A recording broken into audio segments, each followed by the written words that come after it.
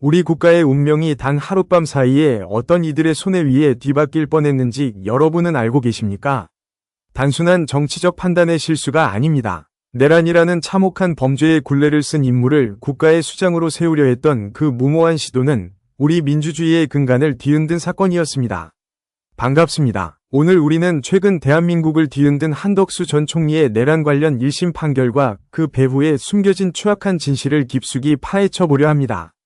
법원은 명확하게 선언했습니다. 비상계엄은 곧 내란이라고 말입니다. 하지만 그 판결 뒤에서 여전히 침묵하거나 궤변으로 책임을 회피하는 세력들이 존재합니다. 과연 그들은 무엇이 두려워 진실을 외면하는 것일까요? 오늘 영상을 끝까지 시청하신다면 단순히 뉴스가 전하지 않는 권력의 민낯과 보수 진영이 직면한 진짜 위기가 무엇인지 정확히 보게 될 것입니다. 여러분의 상식과 정치가 부딪히는 지점에서 우리는 다시 질문해야 합니다. 이것은 누구를 위한 국가입니까? 지금 바로 구독과 좋아요로 이 진실의 여정에 동참해 주시기 바랍니다. 시작합니다. 정당이라는 조직이 지켜야 할 가장 최소한의 가치는 절차적 정당성입니다. 하지만 지난해 5월 10일 국민의힘 지도부가 보여준 행태는 정당 민주주의에 대한 노골적인 선전포고와 다름없었습니다. 경선을 통해 당당히 선출된 후보의 자격을 박탈하는 과정은 그야말로 전격적이었습니다. 깊은 밤 모두가 잠든 사이 그들은 비밀스러운 움직임을 시작했습니다. 정당하게 뽑힌 김문수 후보를 단숨에 밀어내고 새벽을 틈타 새로운 후보 공고를 내는 상식 밖의 일이 벌어진 것입니다. 이 기괴한 연극의 유일한 주인공은 바로 한덕수였습니다. 오직 한 사람만을 위해 맞춤형으로 제작된 지원서가 단 몇 시간 만에 접수되었습니다. 이것은 단순한 인재 영입이 아닙니다. 당원들의 선택을 쓰레기통에 처박은 명백한 내부 쿠데타였습니다. 국민의힘 지도부는 왜 그토록 급하게 한덕수라는 카드를 꺼내 들어야만 했습니까? 당시 권영세 비대위원장과 권성동 원내대표를 주축으로 한 이른바 쌍권 지도부는 당내의 우려 섞인 목소리를 철저히 짓밟았습니다. 영남권을 기반으로 한 중진 위원들조차 이 비정상적인 결정에 동조하며 힘을 실어주었습니다. 그들이 지키고 싶었던 것은 보수의 가치가 아니라 자신들의 기득권을 유지해줄 강력한 방패였을지도 모릅니다. 하지만 결과적으로 그 방패는 내란이라는 이름의 칼날이 되어 돌아왔습니다. 전당원 투표라는 마지막 보루에서 부결되지 않았더라면 우리는 내란죄로 파면된 대통령의 뒤를 이어 또 다른 내란 공범을 대통령 후보로 세울 뻔했습니다. 생각만 해도 아찔한 순간이 아닐 수 없습니다. 지금도 그날의 결정을 주도했던 이들은 침묵으로 일관하고 있습니다. 정치는 결과로 책임지는 것이라지만 과정이 오염된 정치는 반드시 대가를 치르게 되어 있습니다. 그들이 그 밤에 숨기려 했던 진실은 무엇이었을까요? 하지만 진실의 바퀴는 멈추지 않았고 이제 법원은 그 중심 인물에게 무거운 죄값을 묻기 시작했습니다. 법의 심판대 위에 선 것은 한 사람의 총리만이 아닙니다. 그를 비호하고 밀어붙였던 정당 전체의 도덕성이 함께 심판받고 있는 것입니다. 과연 이들의 무모한 도박은 어디서부터 잘못된 것일까요? 법원이 한덕수 전 총리에게 선고한 징역 23년이라는 수치는 단순한 형벌의 무게를 넘어섭니다.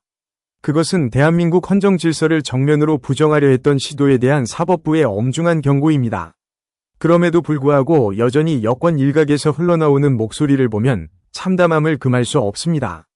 그들은 비상계엄이 단 2시간 만에 종료되었기에 실질적인 해악이 없었다고 강변합니다. 윤석열 전 대통령이 내세웠던 논리와 정확히 궤를 같이 하는 발언입니다. 하지만 법의 잣대는 결코 그렇게 가볍지 않습니다. 형법 제87조가 규정하는 내란죄는 실행의 착수만으로도 그 죄가 성립되는 위헌범의 성격을 띱니다. 총칼을 앞세운 군대가 국회로 진입하고 국민의 대외기관이 마비된 순간 이미 국헌문란의 목적은 달성되기 시작한 것입니다.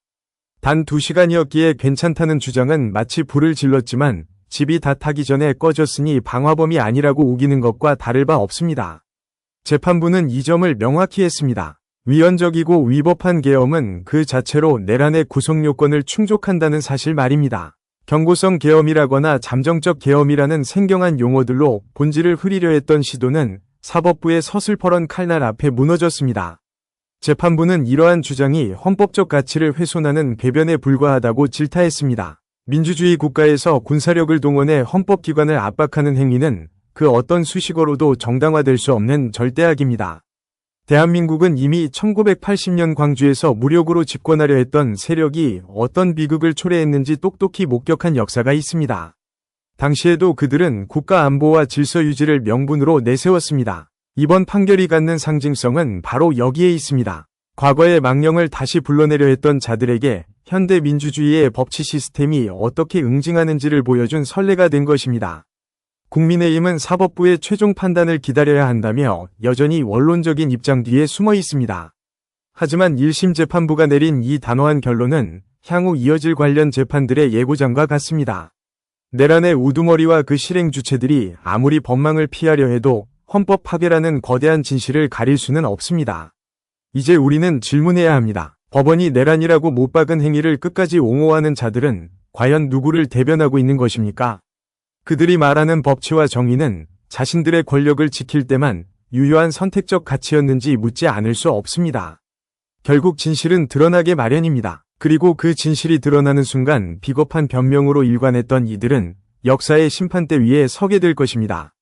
권력의 핵심에 서 있던 이들이 위기의 순간에 보여주는 태도는 그 조직의 생명력을 가늠하는 척도가 됩니다.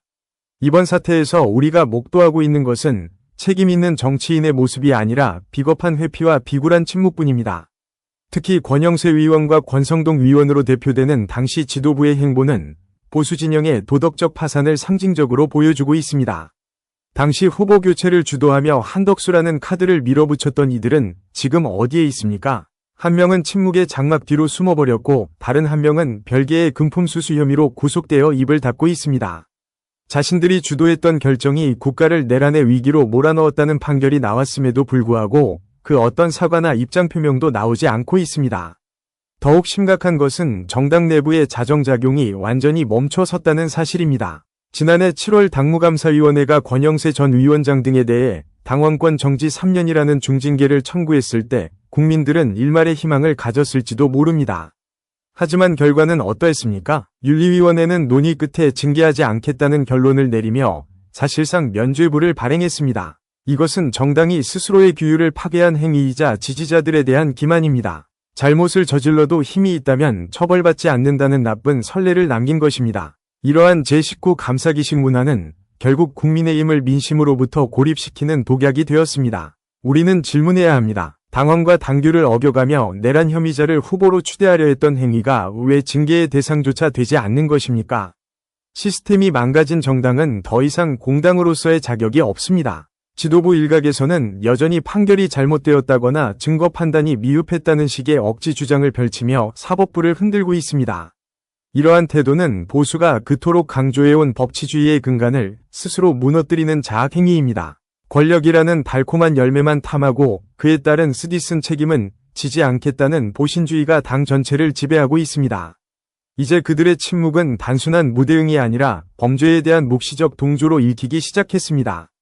어둠 속에 숨어있는 권력의 그림자들은 기억해야 합니다. 진실을 외면할 수는 있어도 역사의 기록까지 지울 수는 없다는 사실을 말입니다. 책임지지 않는 권력은 반드시 국민의 심판이라는 가혹한 대가를 치르게 될 것입니다. 보수라는 이름의 정체성은 국가의 안정과 헌법적 가치를 수호하는 데서 기인합니다. 하지만 지금의 국민의힘은 그 뿌리부터 흔들리고 있습니다. 내란을 내란이라 부르지 못하고 사법부의 판결 앞에서도 눈치를 보는 모습은 보수 진영의 존재 이유를 스스로 부정하는 꼴입니다. 야권에서는 이미 국민의힘을 향해 내란 임무 종사당이라는 치욕적인 꼬리표를 붙이기 시작했습니다. 민주주의의 근간을 짓밟은 세력을 비호하고 그 우두머리를 대선 후보로 세우려 했던 정당이 과연 국민의 대변자라 자처할 자격이 있느냐는 날선 비판입니다.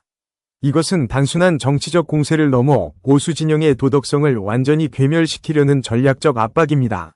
실제로 보수의 심장이라 불리는 대구와 경북 지역의 분위기는 심상치 않습니다. 최근 조사된 지지층의 반응을 보면 전통적 지지자들 사이에서도 배신감이 극에 달해 있음을 알 수 있습니다. 국가를 지키라고 준 권력을 사적인 욕망과 불법적인 계엄에 동원한 행태에 대해 보수층 내부에서조차 통렬한 반성의 목소리가 터져 나오고 있습니다.